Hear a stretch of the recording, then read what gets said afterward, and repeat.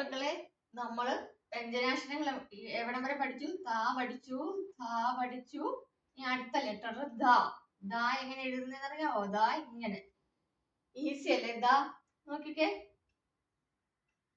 The അതായത് നമ്മൾ ആ എഴുതാൻ എങ്ങനെ ചെയ്തു? ഇങ്ങനെ കൊണ്ടുവന്നിട്ടാണ് നമ്മൾ ആ എഴുതിയത് അല്ലേ? അപ്പോ ഇത്രയും ഭാഗം മാത്രം, ഇത് ഉള്ളിലോട്ട് പോകാതെ ഇത്രയും ഭാഗം എടുത്താൽ മതി. ഈസി പീസി അല്ലേ? നോക്കിയേ, ഈസി അല്ലേ? നോക്കിയേ, ദ ദ. ഇത് ഇവിടെ ഇതൊന്നും ഇല്ല കേട്ടോ, ഇങ്ങനെ എഴുതണേ. ദ നോക്ക്, ദ. ഈസി ആയിരിക്കുമല്ലോ മക്കൾക്ക്, കൂടുതൽ പറയണ്ടല്ലോ.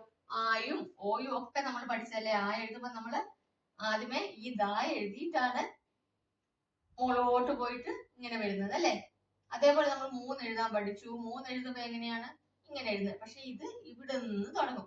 അതേപോലെ നമ്മൾ ഓ എഴുതാൻ പഠിച്ചല്ലേ? ഓയും നമ്മൾ ഇങ്ങനെ തന്നെയാണ് എഴുതുന്നത്. പക്ഷെ ഈ കുനിപ്പ് ഈ ദായിക്ക് വേണ്ട എന്ന് മാത്രമേ ഉള്ളൂ.